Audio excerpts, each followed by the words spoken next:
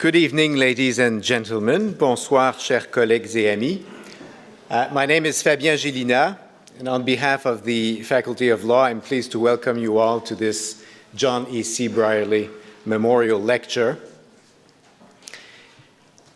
John Brierley's interest in arbitration found expression at a time when the concept of arbitration was barely known here.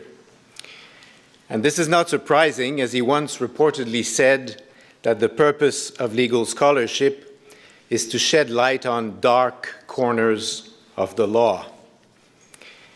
Now, arbitration has certainly come to light since then, but it has only done so gradually and in patches. Adding to an established but confined and somewhat rarefied practice of state-to-state arbitration, the growth of international commercial arbitration truly began in the 60s when support for the New York Convention was picking up. It took another 3 decades for the Convention on the Settlement of Investment Disputes between states and nationals of other states resolutely to take us beyond the paper on which it was couched and the hope that was bound up in its words. When investor-state arbitration did take off, however, it did so like a rocket.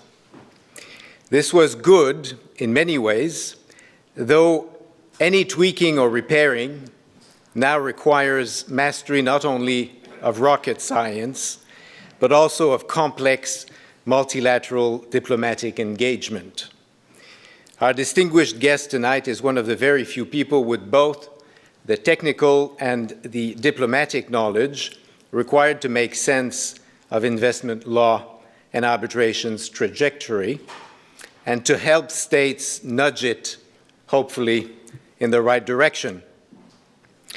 To introduce this year's Brierley Lecture and moderate the discussion after the lecture, I asked my friend and esteemed colleague, Professor Andrea Bjorklund, who's the 𝗕𝗏𝗄𝗎 Chair in International Arbitration and International Commercial Law, and currently serves very generously as Associate Dean for Graduate Studies. I'll just mention by way of introduction, she's very well known, that some years back, Professor Bjorklund was the first scholar in residence at the International Center for Settlement of Investment Disputes. Before turning to Andrea, whom I thank for her support, let me first recognize Tim Brierley, John Brierley's son, who is with us tonight. Thank you for joining us.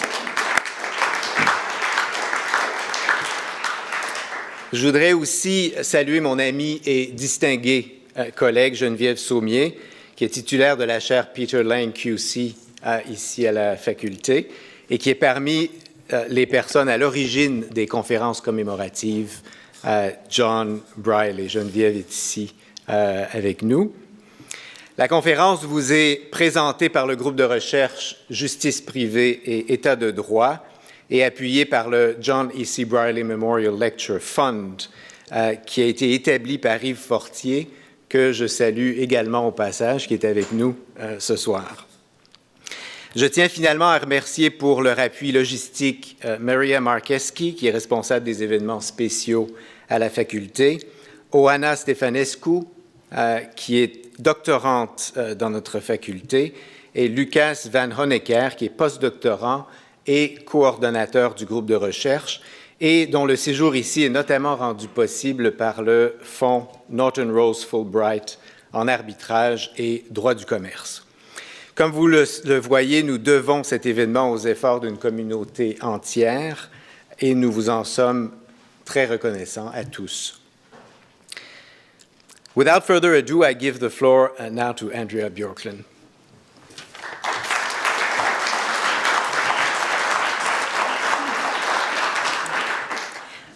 Thank you very much. Professor 𝗙𝗏𝗓 pleased me enormously when he invited me to introduce Meg Kinnear to you tonight. In fact, Meg needs no introduction. International arbitration is a little bit like show business, or soccer, football to Europeans, some people need only one name, and everyone knows who that is. So in football, one can say Pele or Marta or Rooney or Ronaldo, and everyone knows who that is. In show business, we have Cher and Beyonce. In arbitration, go anywhere in the world and say that you just spoke with Meg, and everyone knows whom you mean, and you bathe in the glow of reflected glory. So I asked Meg what she wanted me to say about her, and she said, well, you can say I went to Queens for my first degree, I did my LLB at McGill, and then I did my LLM at the University of Virginia. You can say that I was a litigator for the government of Canada, and then that I went to the Trade Law Bureau where I started doing arbitrations. Then I became Secretary General of ICSID.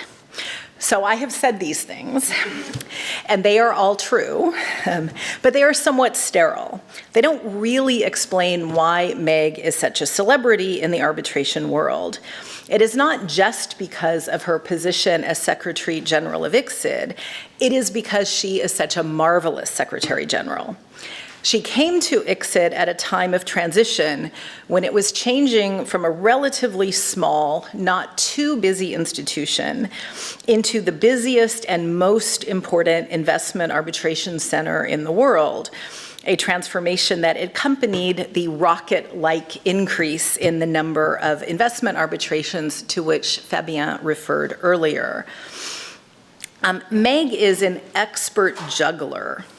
She can masterfully keep multiple balls in the air without dropping any. Or to put it in a different way, she can handle multiple different tasks, apparently simultaneously, with great aplomb. I've admired her during the entire length of our friendship, which dates from some 20 years ago, when I worked for the US Department of State and she worked for the Trade Law Bureau on NAFTA Chapter 11 arbitrations. Last night, someone said to us, smiling, "You're NAFTA friends." And that is true on many levels. One of the great experiences of my life was working on a treatise on NAFTA Chapter 11 with Meg and with our friend John Hannaford. It was in many senses a labor of love and sweat and occasional swearing, but also a labor that cemented the bonds of friendship between us. In short, Meg has been a source of inspiration to me for a long time, and it is a great honor to welcome her back to McGill to give the Brierley Lecture. Meg.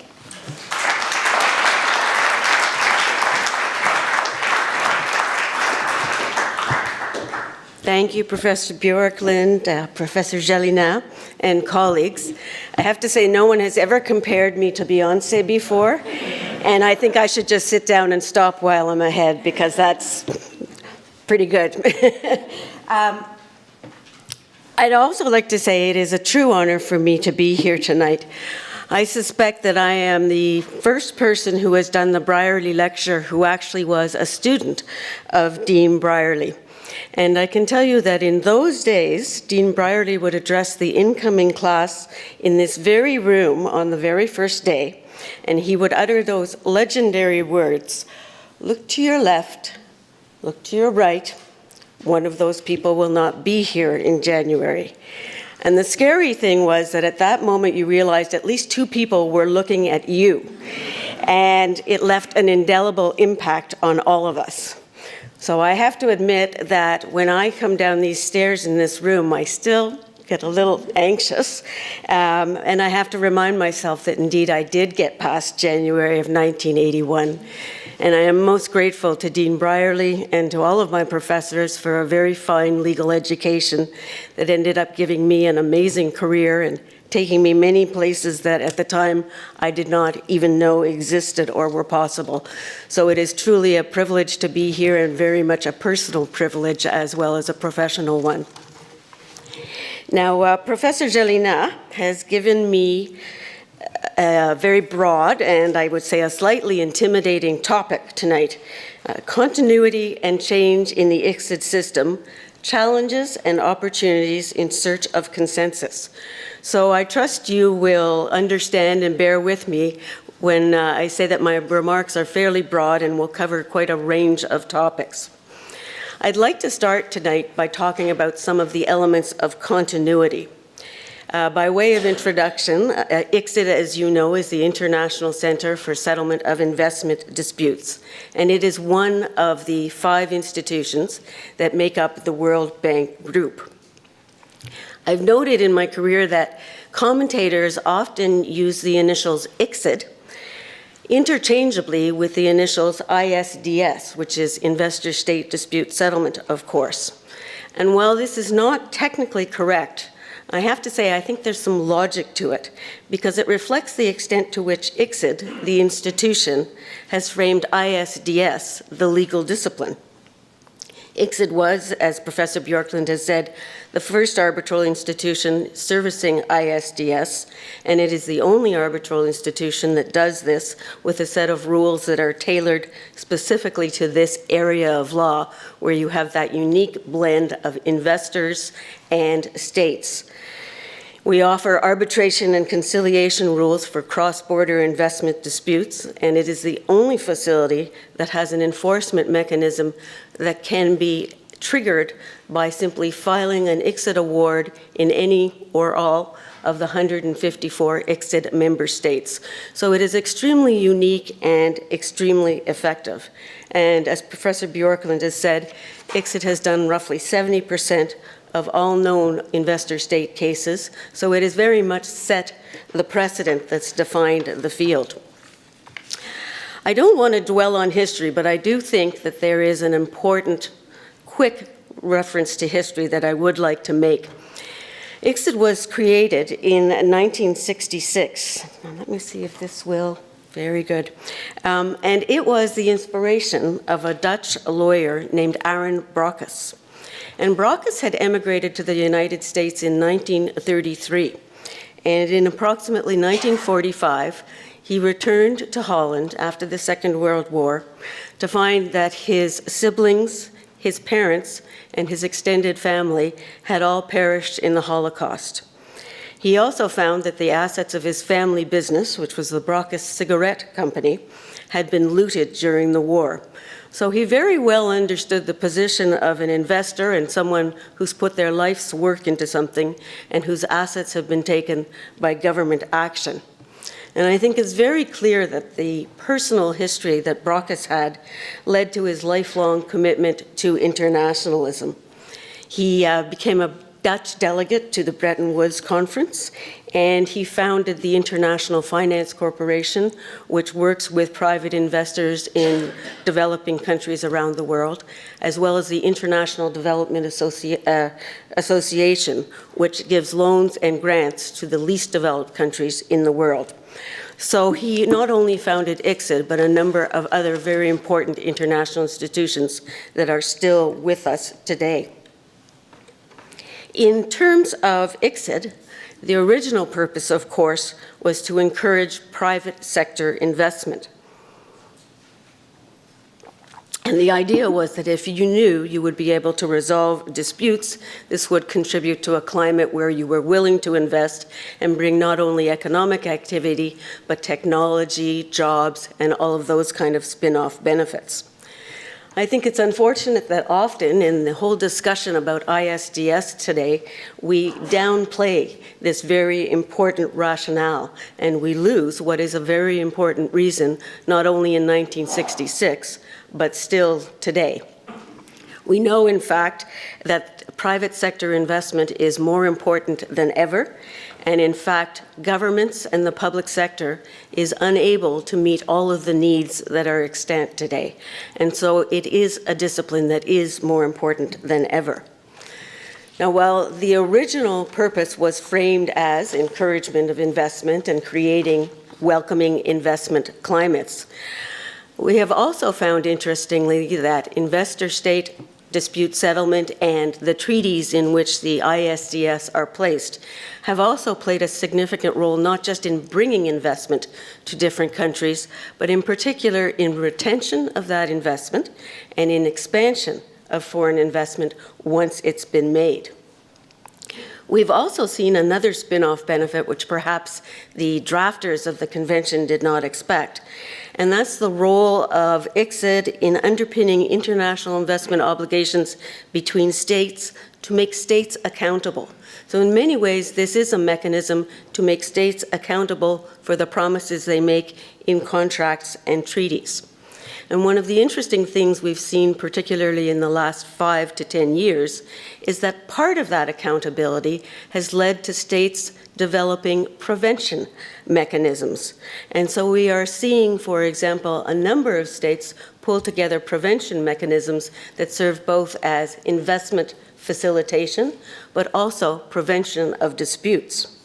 We see that this is how states are increasingly managing their ISDS risk, and they are creating these internal departments that are responsible solely for identifying problems and resolving them before they become arbitral disputes. I think perhaps the best known example is in Korea, where they have something called the Ombudsman, who's been extremely successful, and in fact they even give foreign investors one-to-one ombudsman service, and they call this ombudsman your investment doctor, literally. The World Bank itself has also initiated a program to help states avoid these kind of disputes. And it's been a very successful program that's involved creating a lead agency, an early alert system, and then finding different kinds of mechanisms to resolve these problems that have been identified early. So things like third-party facilitation. Then making sure that there is a sufficiently senior level of political decision-making so that when you decide to resolve an issue, you are able to get the buy-in of the government. And finally, most importantly, having a sufficient commitment by senior levels of government to enforcing the resolution that you've come to. So we are seeing the prevention side of the House being much more important now and having some really terrific impacts in shifting from arbitration to actually dispute resolution at a very early stage. Another element of the continuity of the ICSID system is the fact that it is and was designed to be and remains a procedural mechanism. ICSID is not about substantive investment obligations, and that was by design of the drafters. We know that when they started the ICSID Convention in 1966, there had been a number of efforts, in particular in Europe and North America, to try to get agreement on substantive obligations, and this was not possible. And so they decided to at least address the problem from a procedural aspect. We know that the world is still unable to agree on multilateral investment obligations. And for those of you who will be studying with Professor Bjorklund this term, you'll learn about something called the Multilateral Agreement on Investment, which was under the auspices of the OECD, and 3 years of very intense negotiations, which unfortunately were unable to conclude in a multilateral investment treaty. So we are left with the situation that the disputes that are adjudicated and resolved at ICSID are based on treaties and contracts whose content is negotiated by the states and reflects their priorities. You may see this as a strength, or you may see this as a weakness, but I think it's fairly clear that this approach is not about to change in the near future. And you will see that the multilateral reform discussions that are ongoing are all discussions that deal with procedure or architecture of investor state and do not deal with substantive obligations, which are still the province of the sovereign states. In terms of continuity, I think it's also important to note that from the beginning, ICSID had a very clear commitment to a balanced system as between investors and states.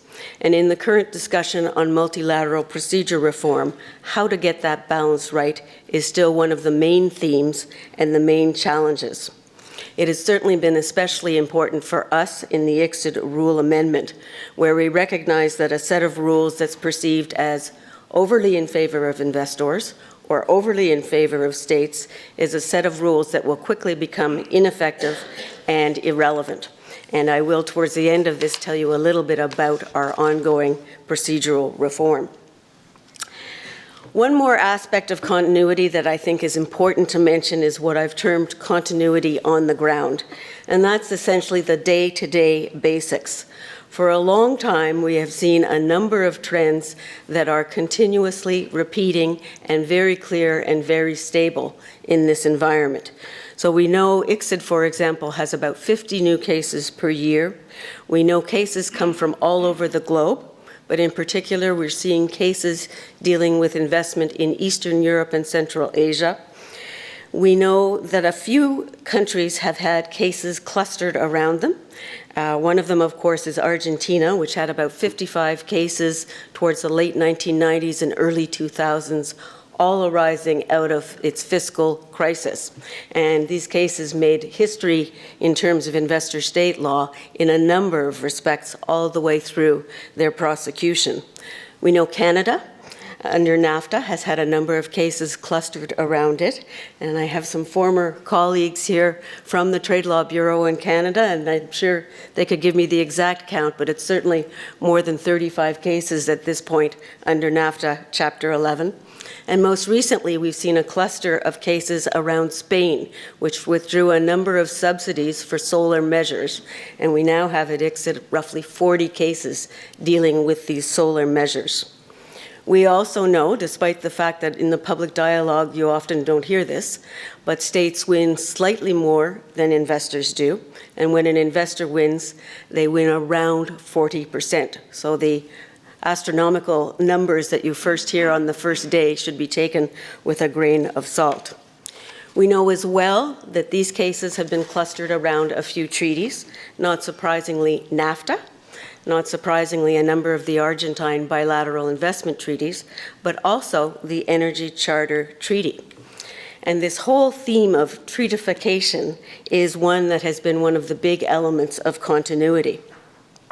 My suspicion is that states have entered into these treaties in part to deal with the vagaries of customary international law.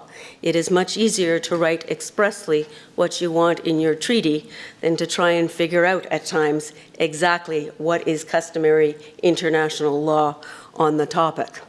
It is also a way that states are able to reflect the negotiating dynamic between them and their treaty partners in the particular treaty. There are those who would say that we are on the cusp of a big change with respect to this treatification that we have seen for a while. And this chart is one that shows you the number of treaties that have been signed by year. And there was, of course, a very large number of treaties signed in the 1990s and the 2000s.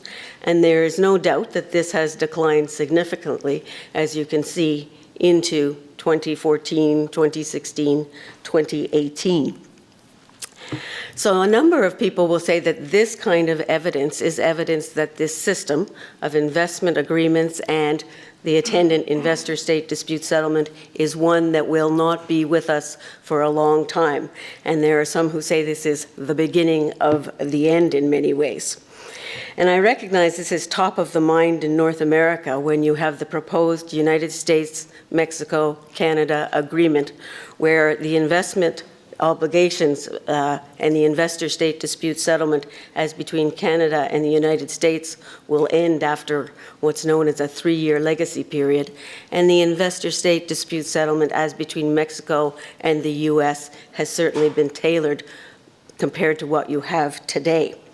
So it's clearly empirically true that there are less treaties, but I think that simply stating this number does not tell you the whole story, and I feel quite clearly that this is not the beginning of the end by any means, but rather the beginning of a reaffirmation of all of this and some recalibration. Let me talk a little bit about why I feel this. We know, for example, that most of the treaty relationships were entered into in this 1990s, 2000s, and it seems to me that a lot of the logical geographic relationships in terms of treaties were done at this time and still are in existence. 186 states currently have investment agreements. There's over 2,600 in force these days. We have also seen, as I say, a recalibration. And some of the characteristics of this recalibration clearly reflect states saying, we want this discipline, but we'd like to define it more clearly. So you've gone from short to long treaties. Originally 5-page treaties are now easily 50 and more pages. We've seen them much more carefully defining the obligations. Again, not allowing yourself to be dealt with through perhaps the vagaries of customary international law, but states saying, this is exactly the obligation which I wish to submit myself to and which I will abide by. We've seen, interestingly, more procedural requirements in these treaties and more preconditions to triggering the treaty obligations. We've seen these increasingly between different partners. So again, there's a stereotype that investor-state dispute settlement is about an investor from a developed country suing a developing country. And while certainly numerically that's correct, we are seeing very different partnerships now.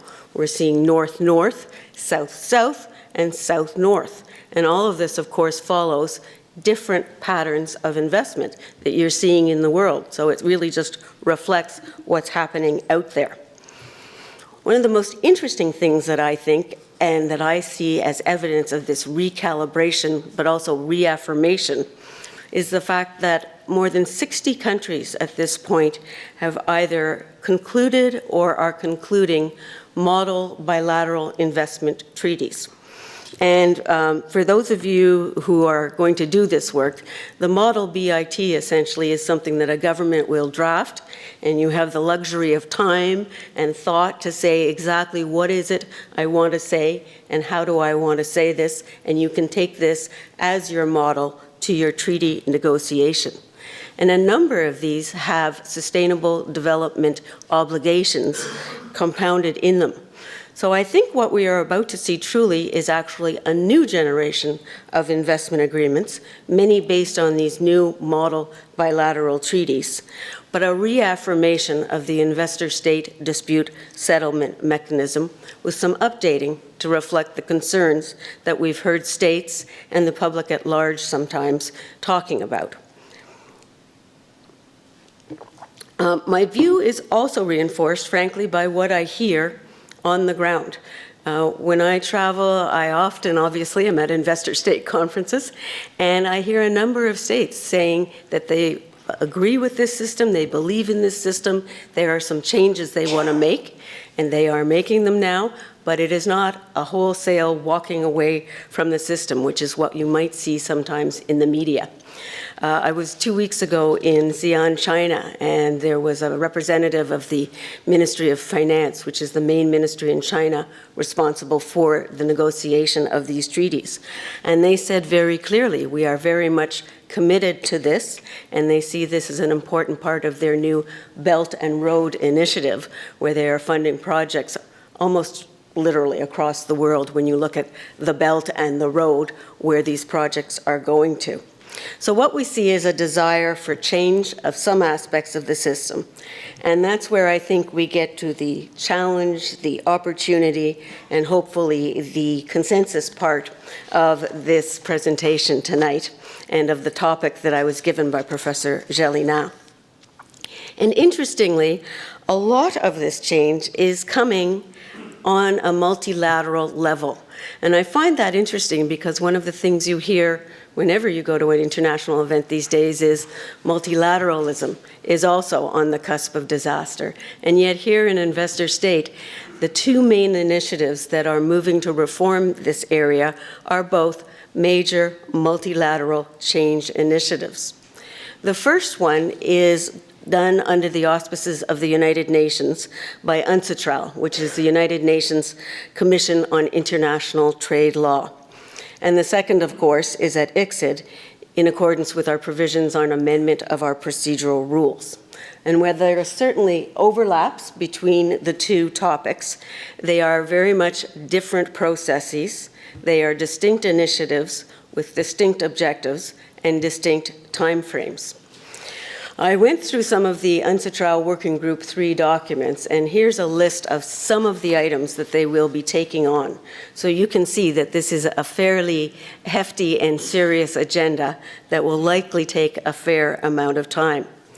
On top of this, we know that we are going to be hearing discussions about perhaps an advisory center on international investment law, which would be inspired by the very successful WTO Advisory Center. As well, the European Union has proposed its investment court idea to incorporate that on a multilateral level. And interestingly, China has proposed an appellate body, and not a full multilateral court, but the appellate body portion of it. So you can see that this is a hefty process that is certainly going to take a fair amount of time, but I believe will yield some interesting results. The second area of change that I wanted to talk about and to focus on a little bit more is obviously the change that we are seeing at ICSID. And in particular, I think there are two things that I'd like to talk about for a moment.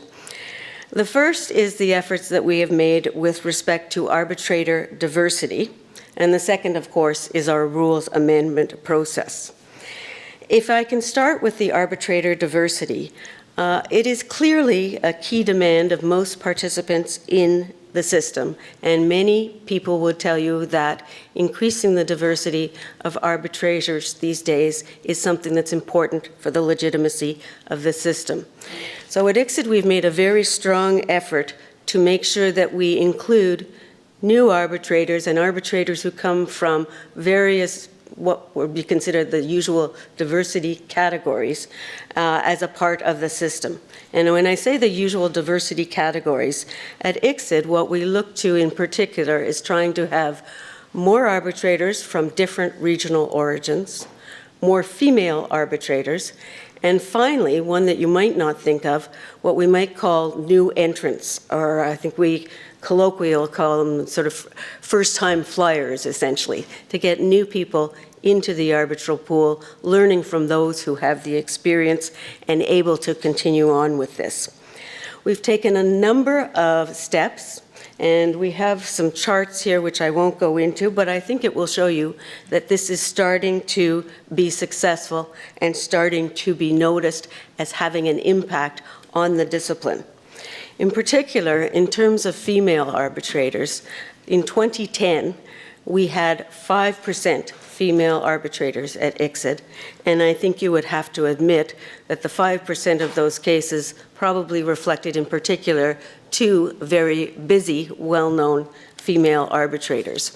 So while you might not think that getting to 25%, which is roughly where we are now, is near where it ought to be, and I would agree with you, more needs to be done and more is being done, it is still a huge leap in a relatively short time. So we will obviously continue these efforts, but I think it's important to note them at this point.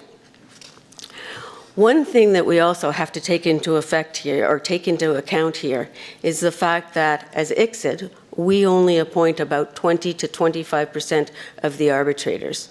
So if you are going to see real change in this field, you are going to have to rely on parties, who are the ones who usually appoint in the ICSID system with party appointment. And it's an interesting thing because I think everybody agrees, at least intellectually, that this is something they would like to see and they support. And yet, and I think you can understand this, especially if you've been counsel, many people will say it's a bit of a leap of faith for them because they are dealing with cases that literally, for a number of clients, are the full enterprise, the bet the bank classic type of cases. And so they feel very much that it's important to see an arbitrator's track record. So this is something that is happening, but it will take a while, and the evolution has started. But we are going to see this increasingly over time.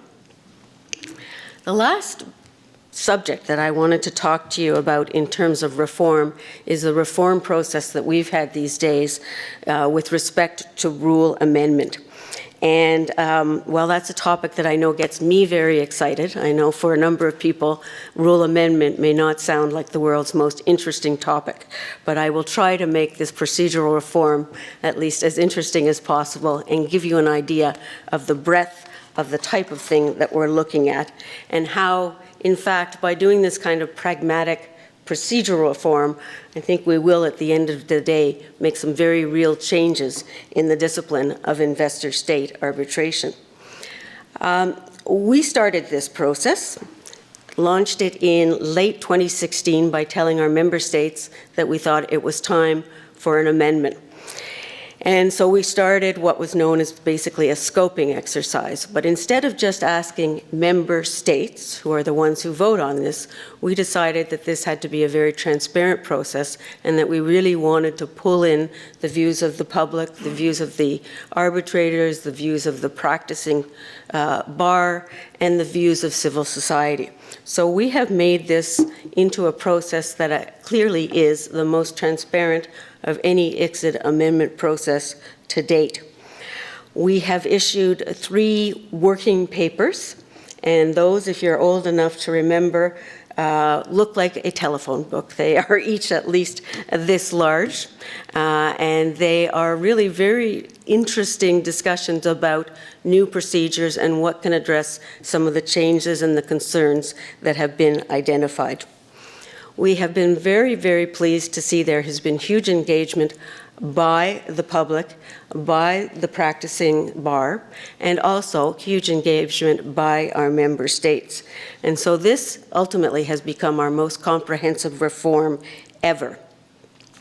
Now, the structural issues such as appellate body are not being addressed in this reform, and we are part of the discussion at 𝗙𝗏𝗏𝗏, and hopefully will play into that part of the discussion through 𝗙𝗏𝗏𝗏.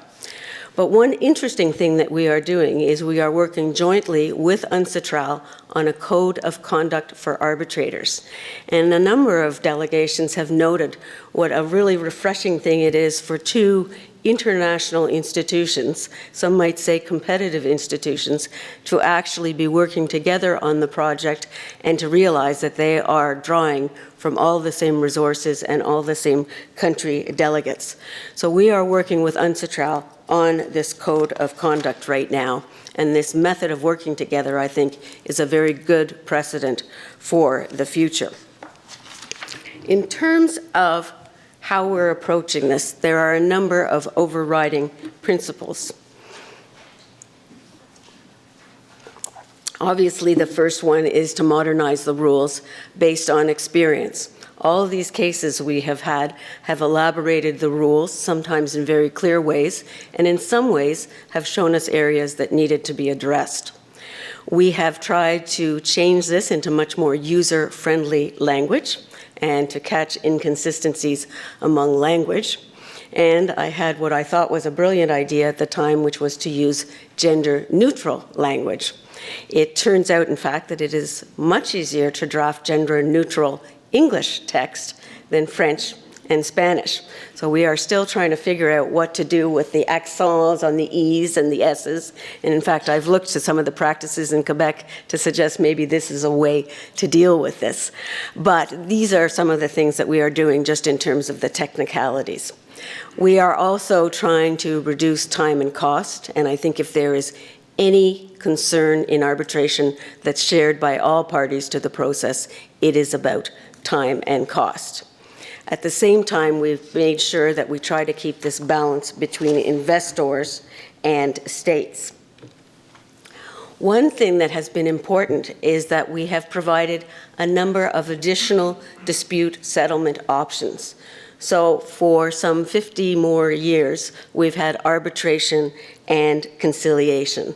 And we thought that it was time to put some more dispute settlement options on the menu, and that this might contribute both to more and more timely dispute settlement. So we have gone back to our conciliation rules and completely revised them to be much more modern ADR type techniques.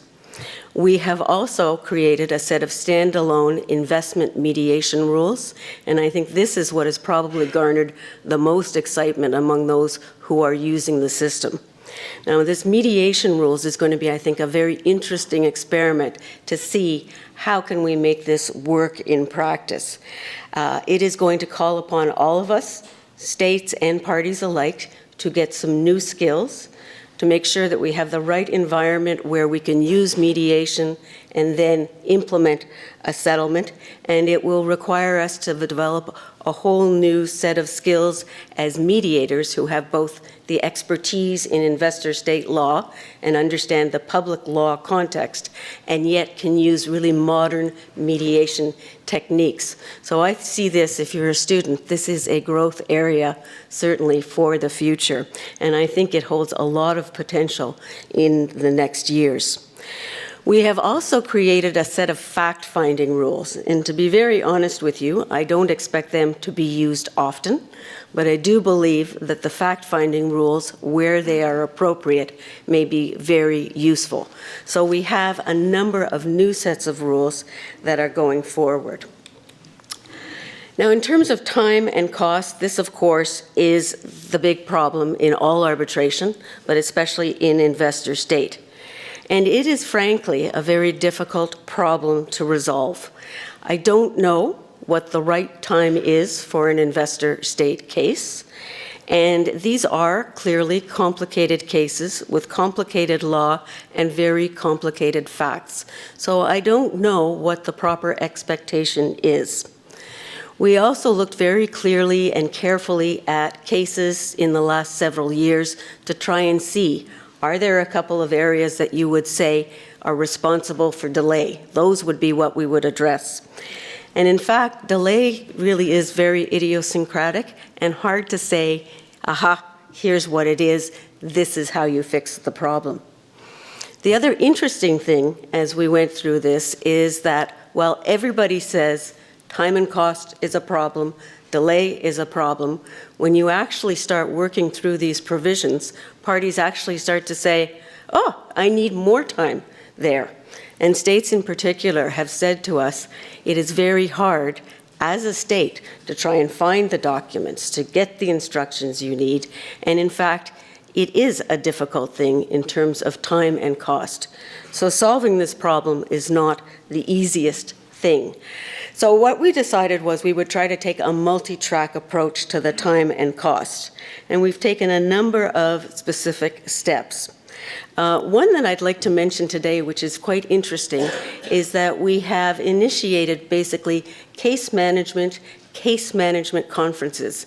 And the idea here is to try to have the arbitrators as proactive case managers who actually take the case and help to try and advance it with the parties. And something that's been very interesting to me is that a number of people who do arbitration regularly have actually felt uncomfortable with this notion because they've felt it somehow goes a bit against this idea that arbitration is a party-driven process and not an arbitrator-driven process. On the other hand, many people have seen very successful case management in domestic court systems, and we are seeing case management much more frequently in commercial arbitration. So I think it is an idea whose time has come, and we've embedded it into these new procedural rules. We've also put some very specific timeframes on certain events. So for example, a decision must be rendered within 8 months after the end of the submissions. What we wanted to do was create something that was reasonable, that was relatively quick, but also was fair to the arbitrators. And I think in many ways, if you've ever seen an arbitrator coming out of an investor state hearing, they usually have about 25 bankers' boxes, and parties want their decision tomorrow, but also want their arbitrators to have read and digested all of this material. So I have a fair amount of empathy for those who actually have to try and live up to all of these expectations. We've also done a number of other things that you might expect and that I think perhaps domestic court systems have done.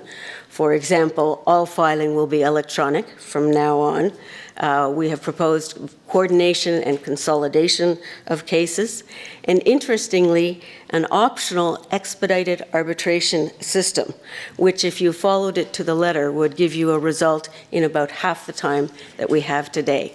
So I think it's going to be interesting to see whether parties want to take that leap or whether, and I think this is possible, they feel that investor state actually does require more time than an expedited requirement would give you. Another problem or issue that we've dealt with, which is certainly front of mind, and I'm sure you've heard a fair amount about it, is the whole question about third-party funding. And I don't think there is another topic in our rules which excites quite as much of an emotional, keen reaction as TPF, or third-party funding. When we got comments on this, we got comments urging us to do everything from do nothing all the way up to ban third-party funding and everything in between. And I must say, if it's something that you're looking at, it's very interesting to read the commentary that we got about third-party funding. What we have proposed in our rules is essentially to deal with third-party funding more from a conflict of interest perspective. And so we would propose to impose an obligation on both the claimant and the state to declare the fact that they have third-party funding and the name of the funder as soon as they get this, and to keep that information current throughout the case. Now, you'll note that I said both the claimant and the respondent are required to make this disclosure. And it's interesting because most people automatically say, well, only claimants get third-party funding, so why have you said both sides of the equation? But in fact, we were trying to deal with various types of third-party funding. So for example, perhaps the most notorious case is the case of Philip Morris and Uruguay, where some civil society organizations who were against tobacco use were able to assist Uruguay financially with their legal costs. And in a way, when you think about it, that is a form of third-party funding, even though it's not tied specifically to winning or losing at the end of the day. So that's how we have addressed this. And we will see, as our discussions come to a close, whether this approach is going to work for our member states and our constituents. We have also not taken on another issue which probably excites almost as much reaction as third-party funding, and that is the whole question of double hatting. And in investment arbitration, in particular, there are debates about whether a person ought to be able to, for example, be an arbitrator simultaneously with acting, for example, as a counsel or as an expert witness. We decided that we would not take that on, and we would be urged to do everything from do nothing to ban it again, I'm quite certain. But what we decided to do instead was to make sure that parties had much better information at the beginning of the process so that they could decide not just if someone was wearing 2 or more hats, but what is the more important thing? Do I think there is a reasonable apprehension of bias here? And in many respects, I think there is a very rational analytical discussion still to be had on double hatting. And so this, I think, is a good approach to the issue at this point in time. We have also addressed costs, keeping them discretionary, but trying to have certain benchmarks that have to be addressed in the course of giving costs. And interestingly, again, something perhaps those of you who do domestic practice are quite used to, we have added a rule for security for costs. But again, not security for costs just because there is the potential that a party is not willing or not able to pay adverse costs, but also taking into account what would be the impact on the claimant bringing the case if you ordered security for costs. So this is a provision which has had a fair amount of discussion, but I think is at a point now which it is acceptable to most of our stakeholders. One of those other high emotion issues that we see in an investor state is the whole question of transparency. And that's, of course, essentially public access to hearings, to documents, and third-party submissions. And what we have tried to do here is to increase public access somewhat, but we have recognized that you cannot go to the far extreme of the most open and the most accessible. And that's quite frankly a very pragmatic thing. There are a lot of countries who are simply not ready to go there. And so we've recognized that a step forward is to increase transparency, and also the parties generally, where they want a higher level of transparency, they expressly put this in their investment treaties. So we will see how this discussion resolves itself at the end of the day. But there's no doubt that whether you think that is a correct or an ambitious enough approach, we will not find consensus on transparency if everybody holds to their own negotiating position, because the spectrum is just too broad, and that's a fact that anybody dealing with this subject matter knows.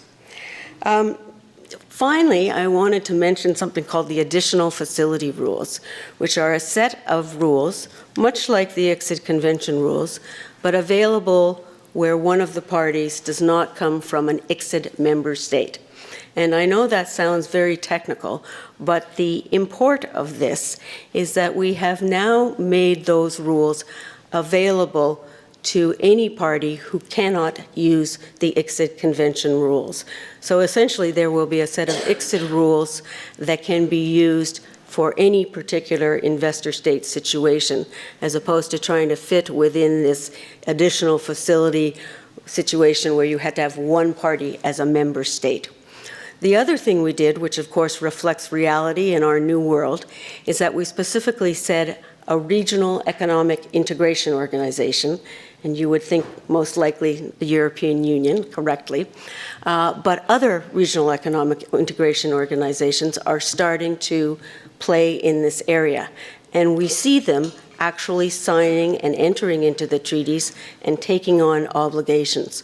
So we felt, again, to make these rules fit for purpose, you had to ensure that they could be used not only by investors or by states, but also by regional economic integration organizations. So that is another change we have made. So those are a few of the highlights from our rule amendment process, and that takes me to the final part that Professor 𝗙𝗲𝗎 wanted me to deal with, and that, of course, is consensus. As I say, in terms of the UNCITRAL process, I do think there will be consensus, but I think this will be a long discussion and a lot of work that is ahead of us. At ICSID, by the very nature of what we are doing, we are on a much shorter timeline, and I am very hopeful that we will obtain consensus in the next year. To do this, we need to put our rules to our member states and to get 2/3 of our member states voting in favor of them. And so we have 154 member states now. We will need 103 of our states to all agree on this new set of rules. And we have started taking soundings, and the good news for us at least is that it appears that most states feel that we are on the right track and that it is something they can support. So I hope that after our consultation in November on the new rules, we'll be able to say we got there, and we'll be able to put this to a vote among our states. And I hope that by about January 2021 or somewhere around there, we will have a new set of ICSID rules that we will all be able to use that reflects a number of new steps in this process. So in many ways, I think this is yet another chapter in this continuity and change, and we're going to see how the process evolves. But I have no doubt that Investor State is with us for a while in a recalibrated form, and I'm delighted that we're able to keep up with the times with our new rules. So I thank you very much, in particular, for indulging me on something as exciting as procedural rules, I know, but also very important in terms of the final consequences. And I would be most delighted to chat with you about anything or answer questions. Thank you.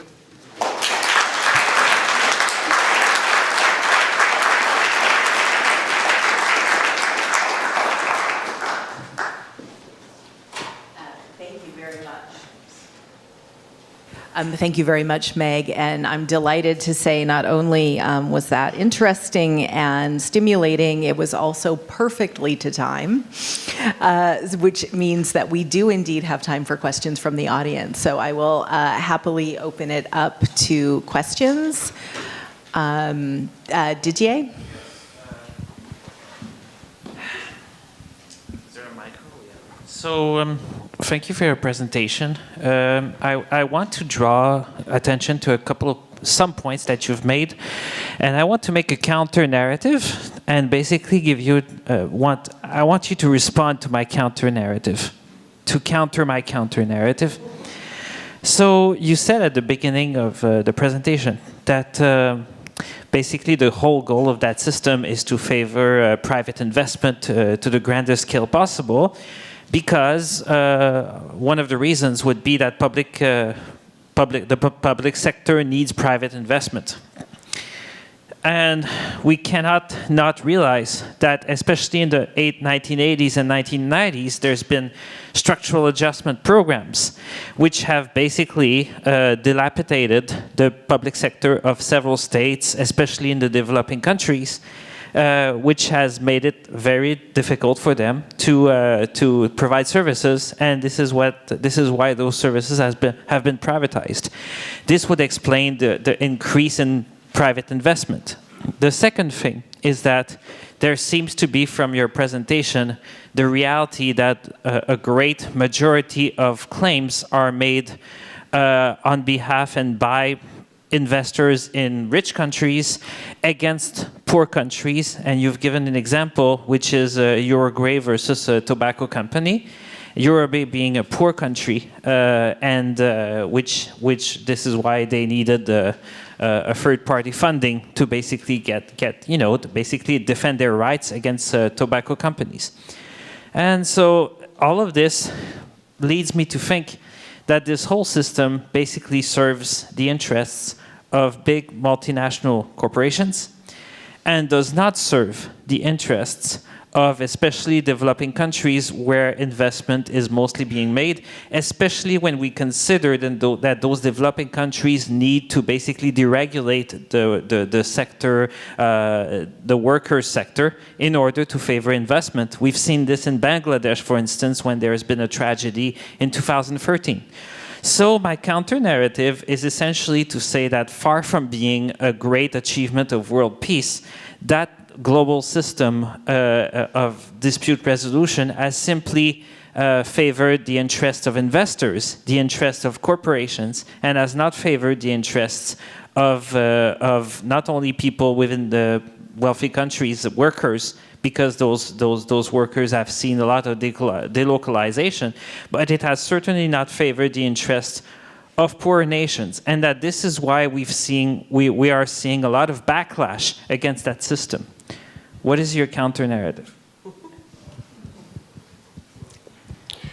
Well, let me start, first of all, with your first question in terms of the structural adjustment and privatization. When I speak about this, I think there's no doubt that the public sector cannot provide all the needs. And so nobody is saying that one should be to the exclusion of the other. And there's no doubt that states can certainly ensure that they have public sector investment in those sensitive sectors where it's most important to them. But I think one over another is not going to produce the results that we need. So the idea here are things not just public sector investment, but also, for example, public-private partnerships, and also private investment can have those very good spin-offs. So I think that's the way that I would approach that. And I recognize we may have a philosophical difference in some respects, but that would be, you said, give me a counter-narrative, that would be how I would come at it. Secondly, in terms of the concern about rich versus poor, and I think, I work at an organization whose whole mission is literally a world without poverty. There is a lot of discussion about investor state is just for multinational corporations. And I don't want to get into numbers, but the fact is, multinational corporations are only about 8% of those who use this system. 18% of these cases are by individuals. So to just say this is all about big multinational corporations, in fact, doesn't reflect what's happening on the ground. Now, I agree with you, and I think there's some common ground between us here, that something that's extremely important is that small and medium-sized enterprises in particular are able to take advantage of and use the system. And that's one of the concerns that we hoped we were able to deal with or to address better as we were doing our reforms. So I don't think the choice is simply multinational or not. I think small and medium size is extremely important. The other point that you brought up to me, and I think quite fairly, is the concern about developing states. And yet I have to say that many developing states say, we want this investment, we see this investment as very important for us to be able to provide the services we need, the jobs our people need. And so, again, the counter-narrative, at least that I would give you, is that this is as or more important to developing states. Thank you very much, Meg. Other questions?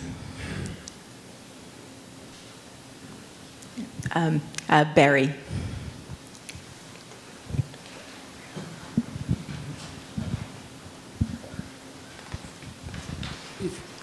If you don't like this question, you can rephrase it. But what would you say to about a hypothetical state that became a member of ICSID and has not appointed its arbitrators and mediators? I would continuously encourage that state to do so, because it is a wonderful way to make sure that you are part of the system. And so we have a few states that have not done that, and we constantly are asking them to please do so. Once again, I think the system needs many more people who are qualified and capable. So we hope that that would happen. Thank you. 𝗙𝗵𝗏.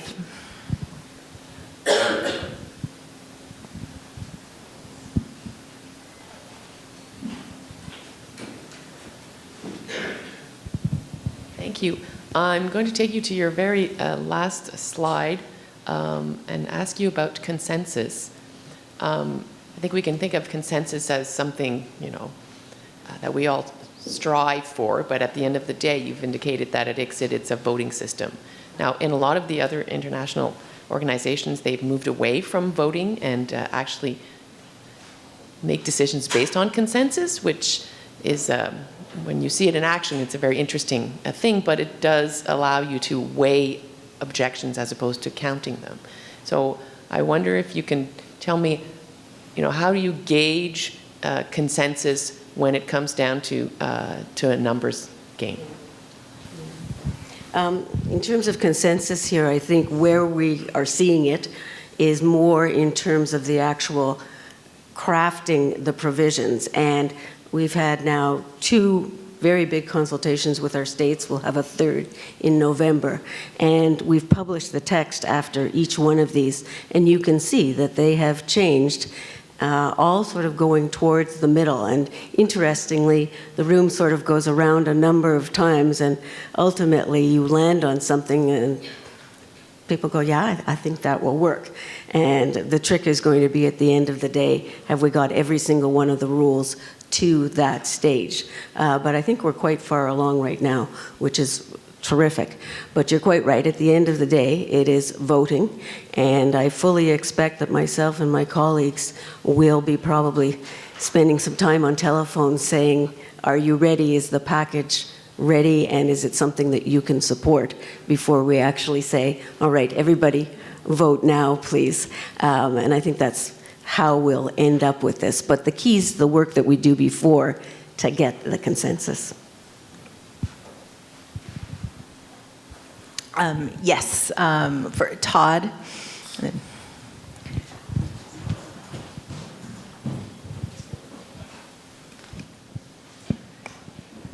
Question and quick story.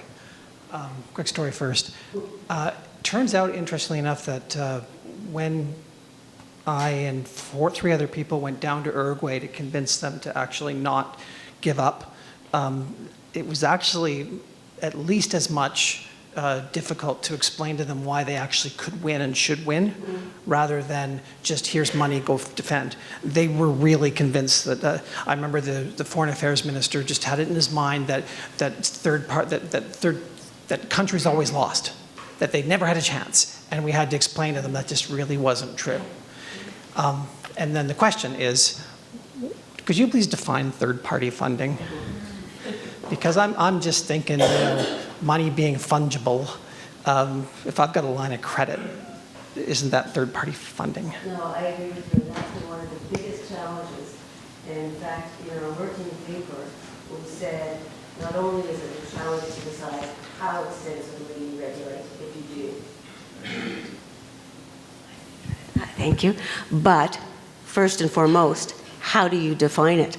And a number of institutions have thought that you should define it by having it outcome determinative. So basically, it's not third-party funding unless you do not recover your third-party funding investment unless the party you funded wins. And yet we thought about it in particular in the investor-state context, and that probably wasn't the whole waterfront. So we have tried to define it, and I think we've said very clearly this is really tough. We also know that the types of third-party funding that exist literally change every day. Exactly. So in some respects, it's a bit like nailing Jell-O to the wall. But if you're going to do this, you have to make your best stab at defining it. So we've essentially defined it as a donation or grant that allows you to pursue a claim or a defense, or sort of loan, that type of document, which is contingent on outcome. So it's sort of one or the other. So it takes into account the sort of public interest funding as well as the private sector funder model type of funding. It is the hardest discussion that we've had, not surprisingly, and the largest variance in terms of views. And that's one where it would not surprise me if things changed, and it's changed as we've gone along. So we'll see how that one works out. But there was a real appetite to do something. The do nothing camp was probably the smallest of those comments that we got back. And this is also one that I think is on the agenda for UNCITRAL as well. So is it bank loan third-party funding or not? Well, that's exactly. If I ask my mom, is it third-party funding? Yes. Is contingency legal service third-party funding? I think strictly according to this definition, yes. And in fact, because of that, because our provision keys off conflict of interest, we actually put a clause that said you didn't need to identify your legal representative because they're already representative. They're already identified, and so there's no chance of conflict. But these are all the questions that come up before the event insurance, after the event insurance. It is an extraordinarily difficult thing to try and deal with, but there was this appetite that we had to address it, so we've tried to do this from the conflict of interest perspective. 𝗙𝗯𝗶. Thank you. So you talked about how you went to McGill. How did your McGill law degree help you in your career? And then you talked about future prospects. There's a lot of us here who are students in Professor Bjorklund's class. What advice do you have for young jurists who are interested not just in ICSID, but maybe WTO or World Bank, and sort of what steps we should take, or what advice do you have? Oh, I'm sad to admit that NAFTA hadn't even been signed when I graduated. So I can't tell you it's because I learned NAFTA really well. But one of the things that certainly I took, and I know everyone takes something different from their legal education, but what I took was I very much realized, and I think still, it taught me to think differently. It taught me to think extremely analytically. And I still see this to this day, but for better or for worse, thinking analytically with your children is maybe not the smartest thing you can do. But it has changed the way I think. So that is how I would, in particular, credit my legal education.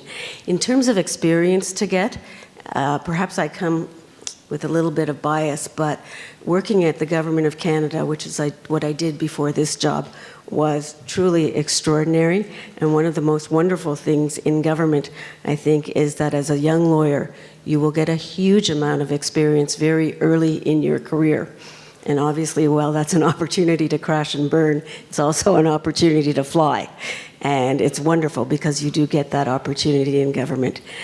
So I would certainly recommend government, but I would also recommend something that I haven't been that good about, but not being scared to do something different and to make changes. And you know, I think when I graduated, the idea was get one job and just stay there. And I know this is not what this generation does, and I commend you, but I actually see not only just the opportunity to do different things, but also what it creates is an ability to quickly get up to speed on something new.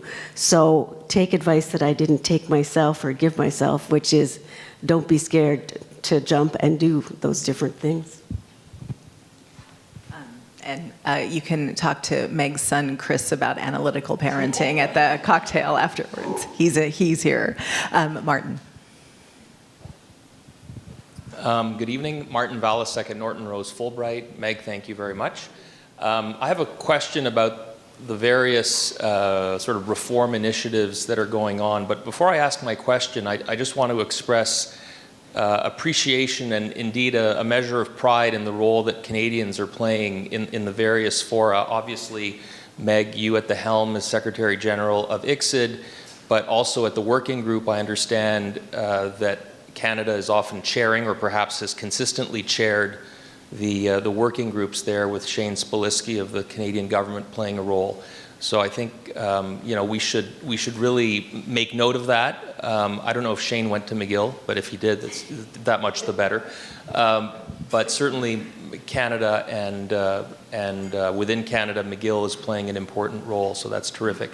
So my question relates to what some might see as a three-ring circus or a multi-dimensional dynamic that's going on with reforms at ICSID, reform initiatives at UNCITRAL. We also know certainly the European Union is pushing aggressively its own reform agenda.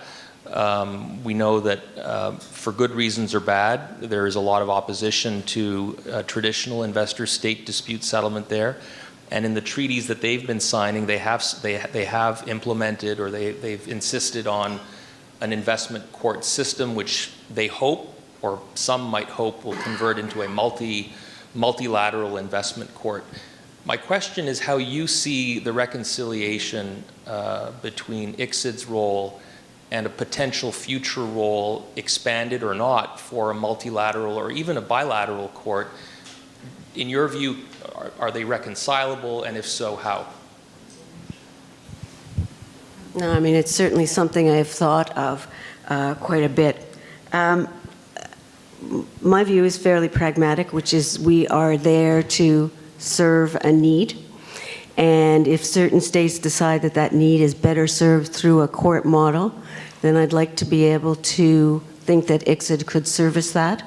I think that even if you get to a court model, there's no doubt in my mind that we are going to have a period of time where in fact you have the current model side by side with a court model, because states are not, there are not enough states who are 100% convinced that they should go to a court model now. So I think it's inevitable that for a period of time, and maybe indefinitely, you're going to have both systems beside one another. So the key here is to be able to ensure that you've got effective dispute resolution, whether it is through a court model or through an arbitration model. We have actually been named in a number of the EU agreements with Canada, Mexico, Singapore, and Vietnam in terms of acting as a registry or a secretariat and acting as an appointing authority. So I think that's a good example of how we can actually service the need for dispute resolution both in a court model or in arbitration. So we will see how that goes, and for us, it's important to be able to provide both. At the end of the day, you're still serving that larger purpose, which is, you know, the encouragement of a welcoming investment climate. Just to take up your first point as well, I think it is nice. I mean, obviously in my role, I have to be a-national to the extent possible, but I am always really impressed and kind of heartwarmed, quite frankly, how frequently I come across Canadians and the role that they're playing in this field.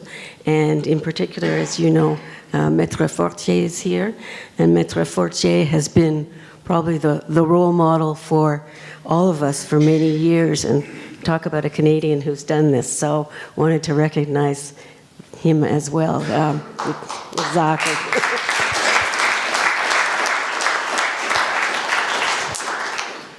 Well, then I have to ask a question. Oh, okay, Yves. Well, thank you, Meg, for those kind words.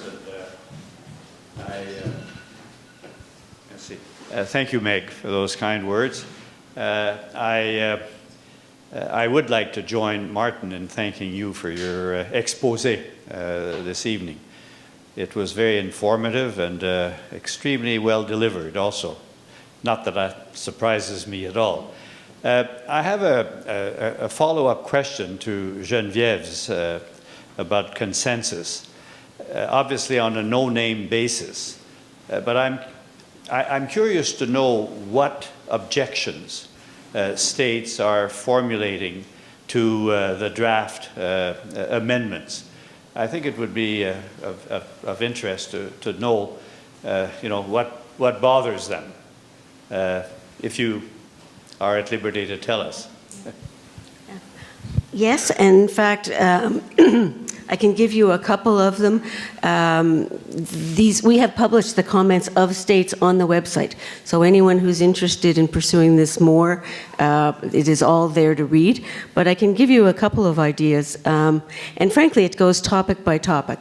On transparency, not surprisingly, you see certain delegations like the European Union and Canada with a very strong, basically 100% transparency approach, which is consistent with what they see in the domestic courts and what they've put in their recent treaties. There are other states who do not have that same approach to transparency. We know that the Mauritius Convention, which is very much an assertive transparency level, has still only been ratified by 5 states.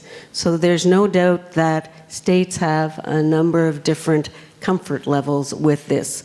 So transparency is one of those areas where a number of states are not ready to go to the Mauritius level. Now, interestingly, in this last set of drafts, one of the things that we tried to do, which I think will help deal with the Transparency Initiative, was the whole question of define what's protected and confidential. And as you know, in many respects, that's fact-dependent, case-dependent, and so it's very hard to define it up front in a set of rules. But we have tried to at least put the categories, and I think that will help a number of states to support the level of increased transparency that we're proposing.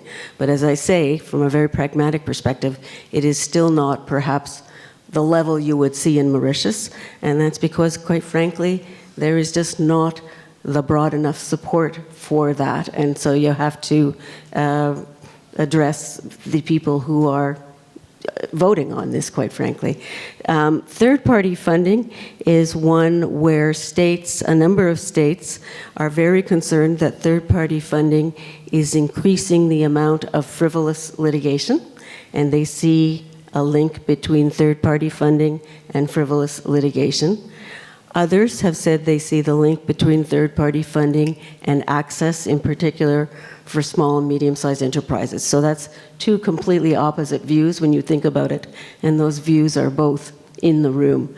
Then there are a number of other debates that are perhaps sort of less sort of philosophical. There are those who, in terms of costs, would like to have some of the sort of costs follow the event, loser pays type rules, and we've had some interesting discussions to that effect. And certainly the Secretariat has said we feel that discretion is the better way to go once you see the number of situations and the different factors. So I'm hopeful, that's what's certainly been proposed, but there's been some strong discussion about cost follow the event from a number of delegations. The security for costs, I think, has come out of a number of states feeling that they lived by the rules, they arbitrated by the rules, they were awarded costs at the end of the day, and were unable to collect on those costs. And so I think that's where the encouragement for security for costs has come from, and that's been a position that a number of states have clearly addressed. So that's the kind of discussions that we're getting. One last question, Ryan. Hi. When I was in Professor Bjorklund's international investment class last year, we all had to write a research paper, and mine was about how arbitral tribunals deal with corruption allegations that come before them, and criticism about that there's a patchwork in terms of how they're dealt with, whether it's corruption allegations that arise from the inception of the investment or during the investment, how it's playing out. During and kind of more of a merit stage issue. And my question is, did that ever come up during any of these rules, the proposals for amended rules, anything to help arbitral tribunals better deal with these allegations when they come up before them? I think it wasn't just linked to corruption, but one of the things that did come up was actually wanting us to go further into things like evidentiary rules and burden shifting. And that's one of those things that's very, very tough to do. And if you start making rules, they're not going to be helpful in a number of cases. So we did propose a very basic rule about basically, the proponent bears the burden of proof, which I think is pretty well established. But going beyond that and talking about when it shifts and those kinds of issues, whether it's in a corruption context or otherwise, we basically said that that's got to be left to case development, to arbitrators. You just can't make a procedural rule that's going to work well for something like that. Thank you very much, Meg, and thank you all. Thank you all for your questions and your attentiveness. I'm now going to turn the floor back over to Professor Jelena for a moment, and pretty soon we'll be excused for the next stage in the festivities. Thank you, Andrea. Thank you, Meg. I took some time at the beginning of this evening to recognize and to thank a number of people. I thanked the entire McGill community for the continued success of this event over the years. The fact that people as busy as Meg agree to do this lecture is a testimony to that success. I saved the most important recognition for the end. I want to recognize and thank Woods LLP, our main sponsor for the lecture. They are supporting us year after year without question, very generously and very gracefully. So I'd like to end by, je voudrais donner la parole à James Woods, le président fondateur du cabinet, pour remercier notre conférencière et pour annoncer la prochaine partie de la soirée. Merci.